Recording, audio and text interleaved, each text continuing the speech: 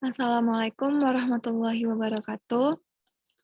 Yang terhormat kepada Ibu Dr. Randus Das M. Magister Sains, selaku dosen pengampu pada mata kuliah Morfologi Tumbuhan, serta teman sekelas yang saya banggakan, puji syukur marilah kita panjatkan kepada Allah Subhanahu wa Ta'ala, dan sholawat serta salam semoga tetap tercurahkan kepada baginda Rasulullah Shallallahu Alaihi Wasallam. Adapun topik yang akan kita bicarakan kali ini yaitu mengenai biji.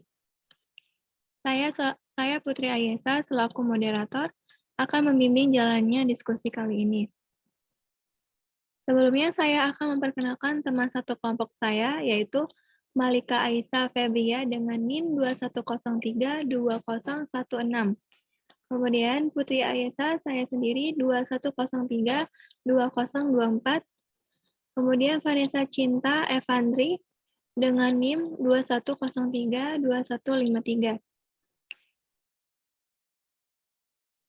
Kemudian, sebelum kita memulai penyajian materi, marilah kita mengucapkan basmalah, bismillahirrahmanirrahim. Baik, kita lanjut pada penyajian materi. Materi yang pertama akan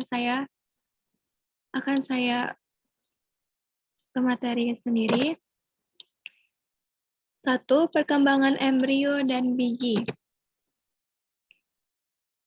Perkembangan telur yang sudah mengalami fertilisasi disebut dengan zigot. Nah, zigot ini akan berkembang menjadi embrio yang berpotensi untuk membentuk tumbuhan lengkap. Pembentukan zigot melalui suatu periode dormansi yang bervariasi antara beberapa spesies. Umumnya periode ini lebih pendek jika endospermnya seluler daripada yang nuklear. Nah, selama periode dormansi ini terjadi perubahan yang jelas, segera setelah singami, vakuola yang besar pada zigot mulai mengecil. Hal ini menyebabkan ukurannya sel juga tereduksi. Ukuran zigot berkurang menjadi setengah dari asalnya selama hampir 24 jam setelah polinasi. Penurunan ukuran sel menyebabkan akumulasi sitoplasma pada ujung kalaza di mana pembelahan pertama zigot terjadi. Nah, variasi dalam pola perkembangan embrio selama embriogeni awal adalah umum terjadi pada monokotil dan juga dikotil. Nah, perbedaan munculnya pada pembentukan plumula dan kotiledon. Dari tahap sel tersempat permulaan organ, embrio biasa juga disebut dengan proembrio. Kemudian pada dikotil atau kapsula blusopastoris, nah, telur yang sudah difertilisasi disebut juga dengan zigot. Nah, zigot membelah asimetris membentuk sel terminal atau apikal yang kecil dan sel basal lebih besar lagi. Nah, sel terminal selanjutnya berkembang menjadi embrio, sedangkan sel basal selanjutnya melintang membentuk supersenor. Sel terminal memanjang membentuk proembrio tetrad. Suspensor melintang beberapa kali. Sel apikal membelah vertikal dengan bidang pembelahan tegak lurus bidang pertama. Nah, pada tahap ini proembrio berada pada tahap kuadran. Setiap sel kuadran melintang menghasilkan stadium oktan. Nah, kemudian setiap oktan ini membelah periklinal menghasilkan protoderm di sebelah luar yang akan berdiferensiasi menjadi epidermis. Nah, sel sebelah dalam akan membentuk meristem dasar, sistem prokambium hipokotil. Nah, pada tahap ini, proembrio berada pada tahap globular. Embrio tahap globular kemudian akan mengalami pendataran di bagian apex. Pada tahap ini, embrio juga pada tahap jantung.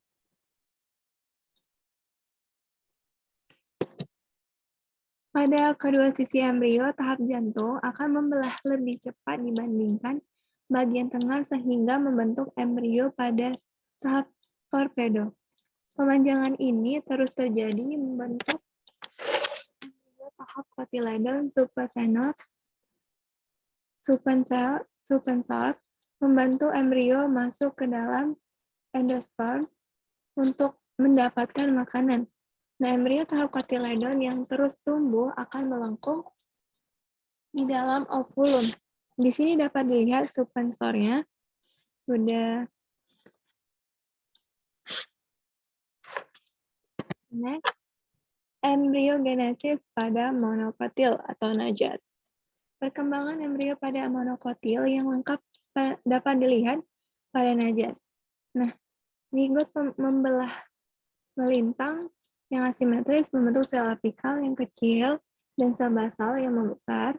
Sel basal membesar tanpa membelah membentuk haustorium sel tunggal. Kemudian seluruh embrio berasal dari sel apikal. Sel apikal membelah melintang menjadi 2 sel. Contohnya C dan D. Sel D membelah melintang, kemudian membentuk embrio tahap 4 atau tetrad yang linear.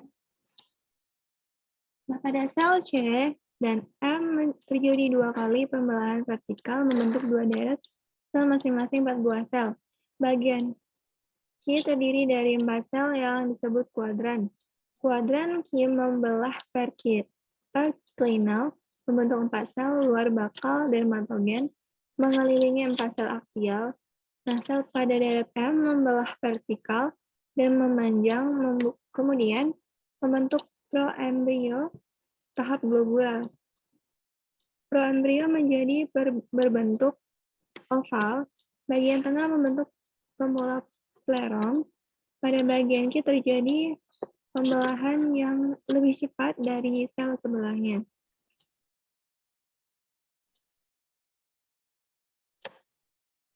Yang mengubah kasimetrisan pada proembrio, pertumbuhan yang cepat pada deret Q membentuk kotiledon tunggal. Sisi yang lain, pertumbuhannya lambat dan tumbuh menjadi pemula epikotil intial apex.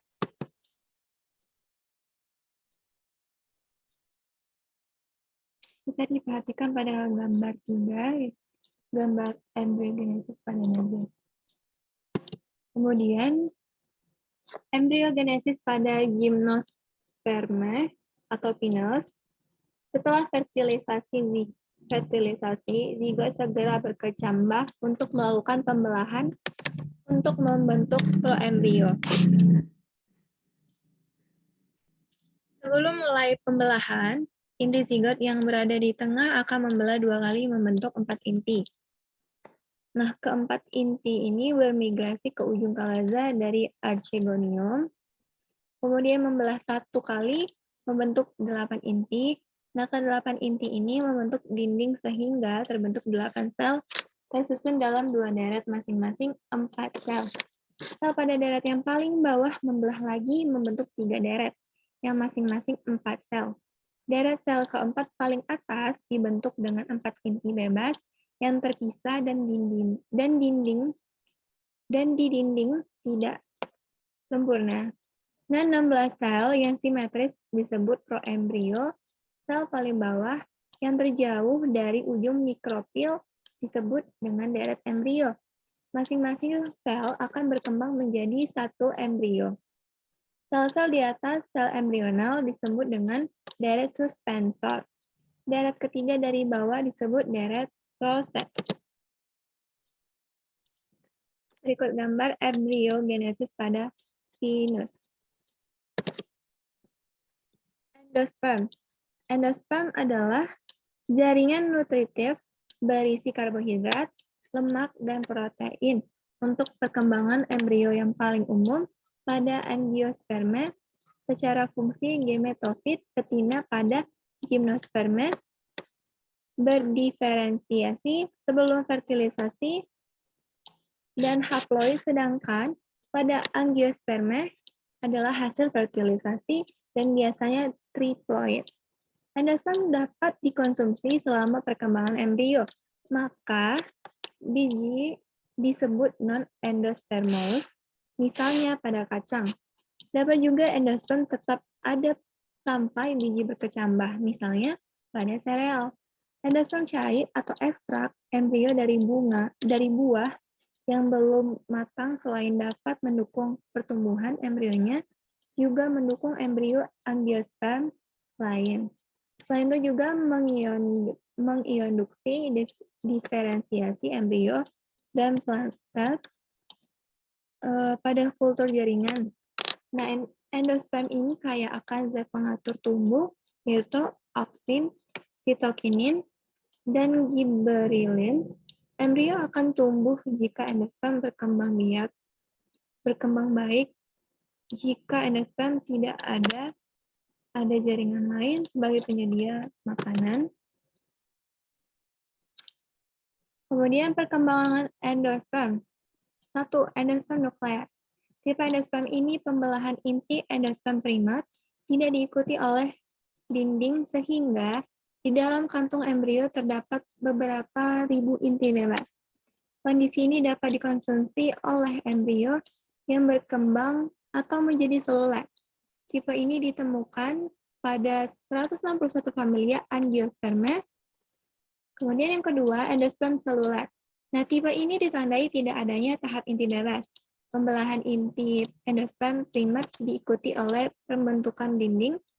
Nah, pada tipe endosperm ini umumnya dapat ditemukan haustorium pada ujung kalaza atau mikrofil atau keduanya. Tipe ini ditemukan pada 72 familia Angiospermae, baik dikotil maupun monokotil. Ketiga, endosperm halobial. Tipe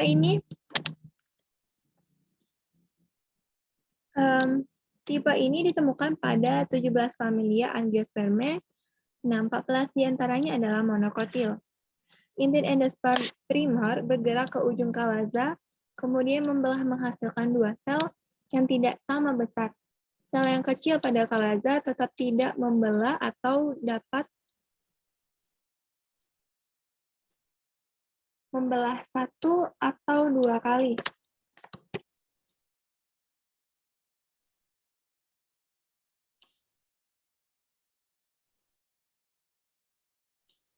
Kemudian polyembryonik. Nah, apa itu polyembryonik? Itu adanya lebih dari satu embrio dalam satu biji, tapi embrio ini tidak selalu menjadi dewasa atau tidak selalu menjadi matang. Tetap tidak berkembang atau tidak bergenerasi. Nah, polyembryonik ini terbentuk karena satu, dia pembelahan pada saat proembrio, juga membelah tidak teratur membentuk kelompok sel yang tumbuh simultan dan tidak membentuk beberapa embrio. Proembrio membentuk tunas kecil yang dapat berfungsi sebagai embrio yang membentuk filamen menjadi bercabang dan masing-masingnya tumbuh menjadi embrio. Kedua, berasal dari sel selain sel telur atau sinergid. Ketiga, adanya lebih dari satu kantung embrio dalam satu ovulum.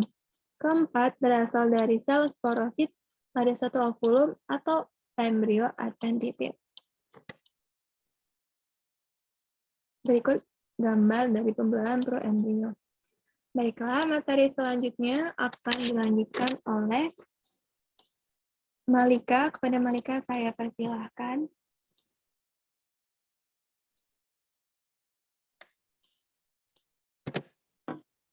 Kelas selanjutnya biji dan perkembangannya.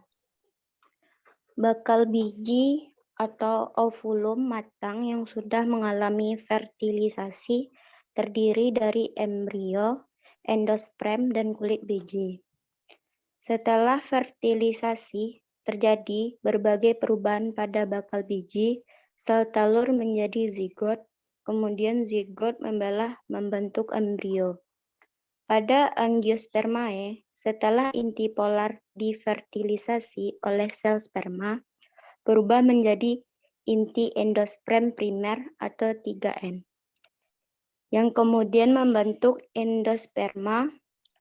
Integumen akan berubah menjadi lapisan pelindung biji.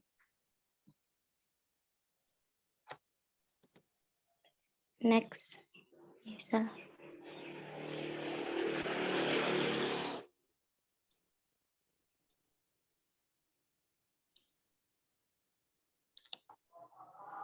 Next.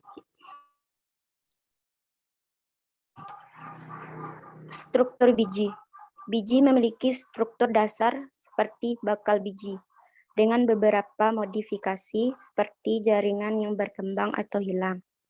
Jarang semua bakal biji dalam bakal buah menjadi biji.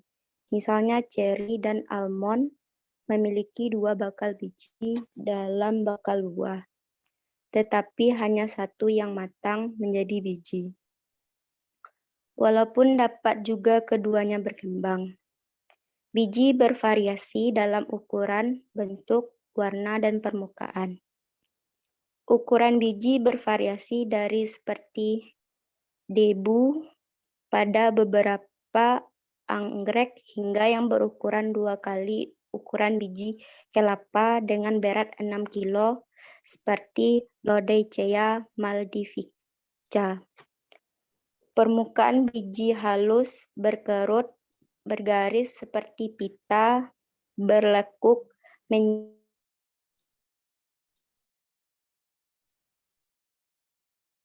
menjala, T, bersayap, atau memiliki pola seperti fingerprint.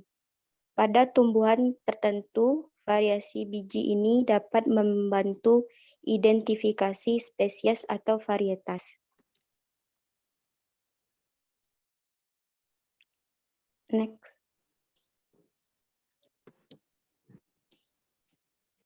Bisa kita lihat beberapa gambar biji yang ada pada gambar. Perkembangan biji. Bagian utama dari biji adalah embrio, endosperm, dan kulit biji. Embrio dan endosperm sudah dibahas pada bab sebelumnya, bersamaan dengan perubahan bakal biji menjadi biji. 1 atau 2 integumen pada ovulum berkembang menjadi kulit biji. Selama perubahan integumen menjadi kulit biji, terjadi perubahan yang jelas. Contohnya Gossypium sp. yang memiliki 2 integumen pada kantung embrio matang. Integumen luar terdiri 4-6 lapis sel berdinding tipis. Setelah 6 hari polinasi, dapat dibedakan menjadi 3 zona, yaitu epidermis luar, zona berpigmen atau tanin dan butir tepung, dan epidermis dalam. Epidermis dalam dapat membelah menjadi 2-3 lapis atau tetap 1 lapis. Integumen dalam terdiri dari 8-15 lapis. Sampai 3 hari setelah polinasi tidak ada perubahan, hanya ada pemanjangan sel dan endapan butir tepung di 3-4 lapis epidermis luar. Next.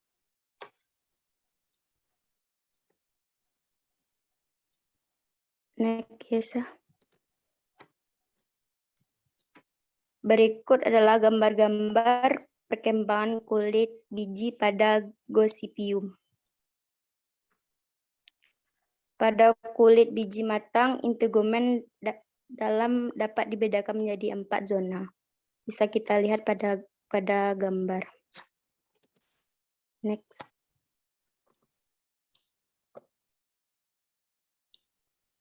Next, Isa. Beberapa contoh perkembangan kulit biji. Yang pertama, magnolia, yaitu integumen dalam membentuk lapisan pelindung. Integumen luar berdaging atau berwarna terang. Sel yang disebut sarkotesta kaya akan lemak, fungsinya sebagai atraktan. Yang kedua, plantago, yaitu epidermis bersifat higroskopis dan menjadi berlendir saat kontak dengan air. Yang ketiga, orchid, itu kulit biji berupa selaput transparan. 4, Loranthaceous yang parasit, yaitu ategmik sehingga menjadi biji telanjang. Kelima, Androgapis, yaitu integumen dihabiskan sehingga biji matang tanpa kulit biji. Yang keenam, Anthanchiae unitegmic integumen dikonsumsi oleh endosperm yang berkembang pada biji matang yang ada epidermis. Next, Nisa.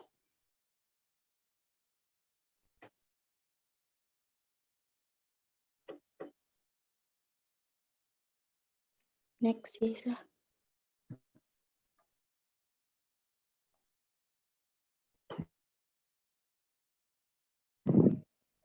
Perkembangan setelah fertilisasi, ada beberapa struktur khusus yang muncul dari berbagai bagian ovulum. Antara lain, yang pertama yaitu caruncula, yaitu struktur berdaging putih terletak di ujung mikropil, muncul hasil proliferasi sel pada ujung atau sekitar mikropil. Ditemukan pada Uprobiceae yang fungsinya adalah untuk membantu penyebaran karena mengandung gula dan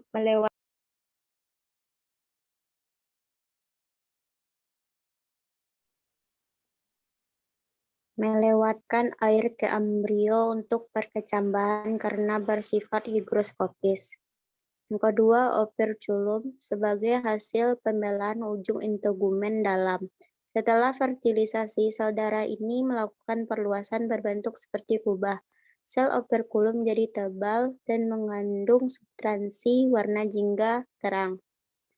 3. Aerulus muncul dari funiculus mengelilingi seluruh atau sebagian bakal biji, biasanya berdaging atau seperti rambut, bagian yang dapat dimakan.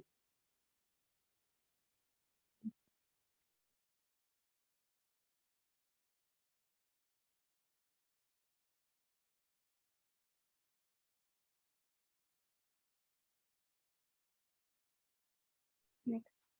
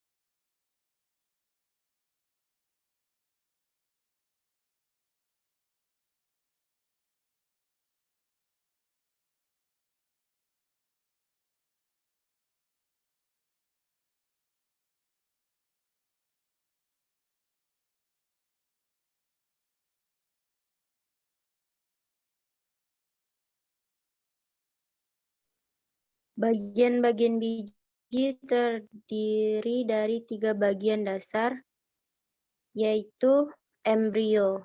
Embrio adalah suatu tanaman baru yang terjadi dari bersatunya gamet-gamet jantan dan betina pada suatu proses. Embrio yang berkembangnya sempurna akan terdiri dari struktur-struktur sebagai berikut.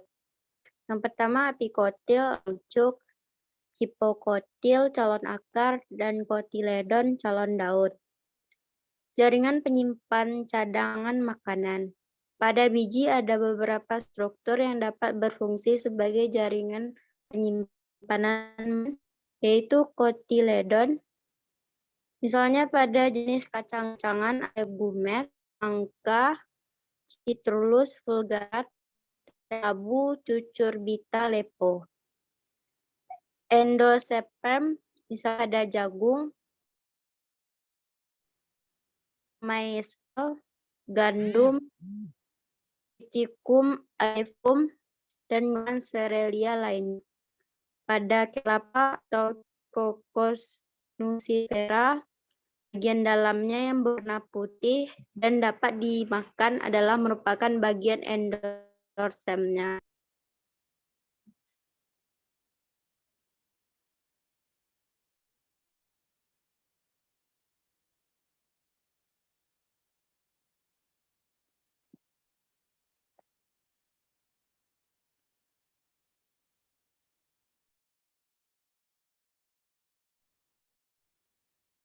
Perisperm, misalnya pada famili Cyanophidaceae dan Catupiliceae, Gemotepide betina yang haploid, misalnya pada jenis Gymnospermae yaitu Pinus. Cadangan makanan yang tersimpan dalam biji umumnya terdiri dari karbohidrat, lemak, protein, dan mineral. Komposisi dan persentasenya berbeda-beda tergantung pada jenis bijinya. Pelindung biji. Pelindung biji dapat terdiri dari kulit biji, sisa-sisa nukleus, dan endosperm, dan kadang-kadang bagian dari buah. Tetapi pada umum, kulit biji atau testa berasal dari integumen ovule yang mengalami modifikasi selama proses pembentukan biji berlangsung. Biasanya kulit biji keras dan kuat berwarna kecoklatan, sedangkan bagian dalamnya tipis dan berselaput. Kulit biji berfungsi sebagai pelindung khususnya dari kekeringan, kerusakan mekanis, atau serangan cendawan, bakteri, dan inseksida. Baiklah, hanya itu yang dapat saya sampaikan. Saya kembalikan kepada moderator.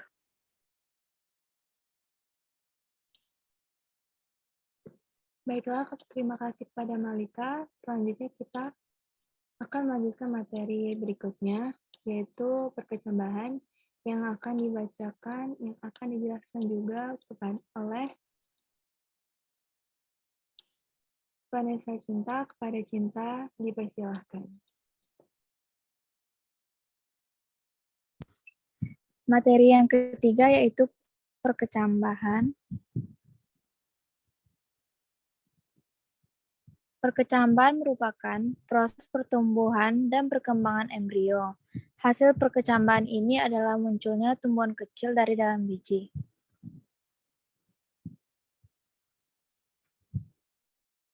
Penyusun pada proses perkecambahan yaitu yang pertama tunas embrionik atau plumula, calon batang dan daun yang dapat tumbuh dan berkembang menjadi bunga dan buah, akar embrionik atau adalah calon akar tumbuh dan berkembang menjadi akar kotiledon atau keping biji. Yang kedua, cadangan makanan untuk pertumbuhan embrio sampai terbentuknya daun, karena embrio belum bisa menghasilkan makanan sendiri lewat fotosintesis. Perkecambahan terjadi jika embrio yang dikandung biji masih hidup, tidak dalam keadaan dorman atau tidur. Biji berkecambah bila memperoleh air dan udara yang cukup, suhu yang sesuai, serta penyinaran oleh cahaya matahari yang optimal. Embrio dalam biji mempunyai beberapa bagian, antara lain embrio akar atau radikula, embrio dan plumula, embrio puk atau epikotil, dan embrio batang atau hipokotil. Zat-zat gizi tersebut diserap oleh embrio selama pertumbuhan menjadi bibit tanaman. Tahap proses perkecambahan adalah imbibisi, sekresi hormon dan enzim, hidrolisis cadangan makanan, lainnya. Asimilasi atau fotosintesis, imbibisi terjadi lewat mikrofil. Pembengkakan atau air tersebut pada akhirnya menyebabkan pecahnya testa AWL.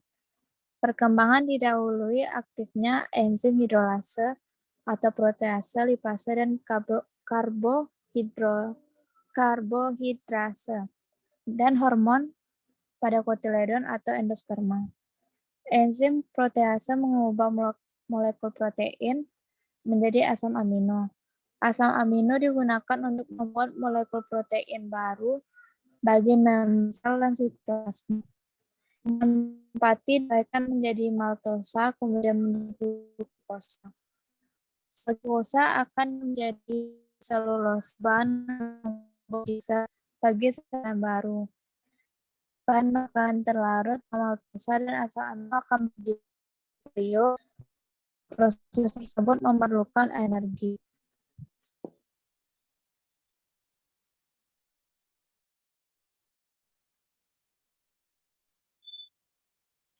Biji memperoleh energi melalui pemecahan glukosa saat proses respirasi. Pemecahan glukosa yang berasal dari timbunan pati menyebabkan biji kehilangan bobotnya.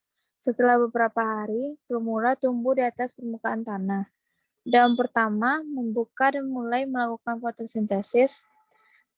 Adanya air karena proses imbibiasi ini mengaktifkan enzim perkecambahan awal, sehingga bagian yang aktif mengalami mitosis akan terangsang untuk melakukan pembelahan sel, seperti di bagian radikula.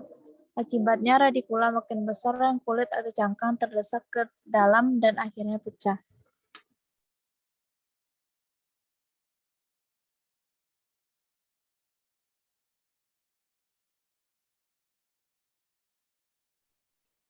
Tipe-tipe perkecambahan yang pertama, perkecambahan IPGL, yaitu perkecambahan yang terjadi di atas tanah. Perkecambahan ini ditandai dengan bagian hipokotil yang terangkat ke atas permukaan tanah. Perkecambahan IPGL terjadi pada tumbuhan dikotil. Hipokotil tumbuh memanjang sehingga mengakibatkan kotiledon dan plumula sampai keluar ke permukaan tanah. Contohnya yaitu kacang hijau dan kacang tanah.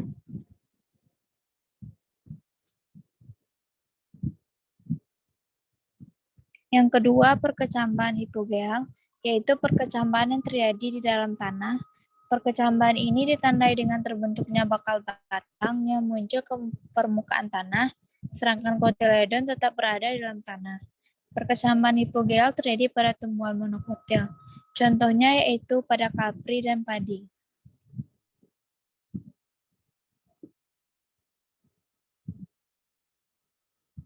Materi selanjutnya yaitu mengenai reproduksi.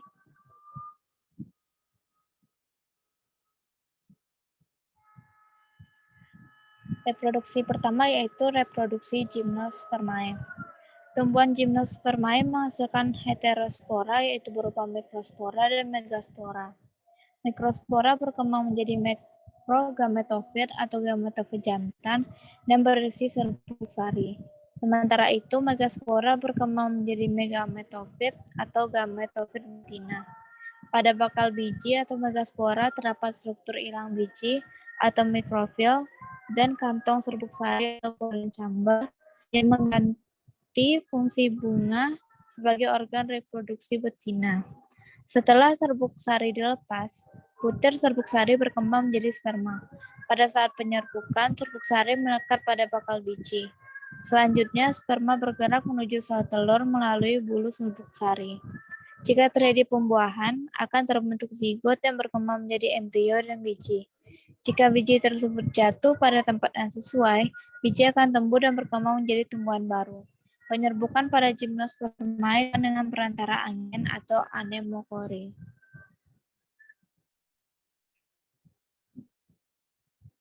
Berikut ini contoh reproduksi pada tumbuhan Gymnospermae.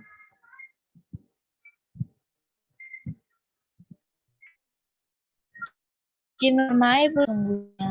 Alat reproduksi disebut konus atau runjung yang dilindungi oleh sisik.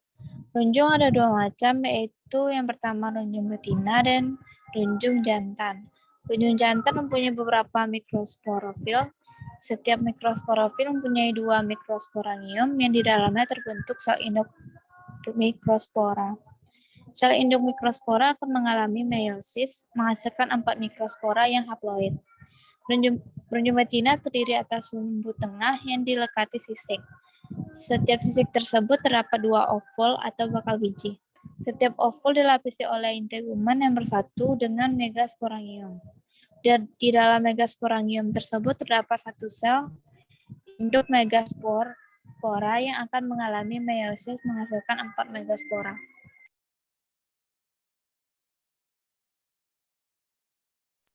Yang kedua yaitu reproduksi angiospermae yang terdiri atas yang pertama reproduksi vegetatif, yaitu cara reproduksi tanpa melalui peleburan gamet jantan dan betina. Sifat dari reproduksi vegetatif ini adalah menghasilkan keturunan yang identik atau sifatnya sama dengan induknya. Yang kedua reproduksi generatif, yaitu cara reproduksi tanpa melalui peleburan gamet jantan dan betina. Bunga adalah alat reproduksi seksual atau generatif pada tumbuhan angiospermae. Fungsi bunga adalah sebagai wadah menyatunya gamet jantan dan gamet betina untuk menghasilkan biji. Berikut ini contoh bagan reproduksi pada angiospermae.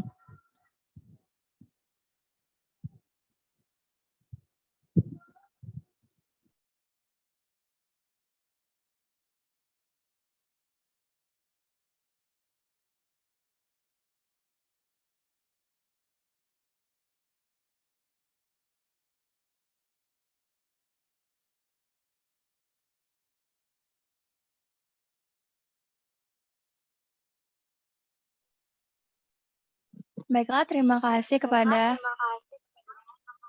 tim penyaji.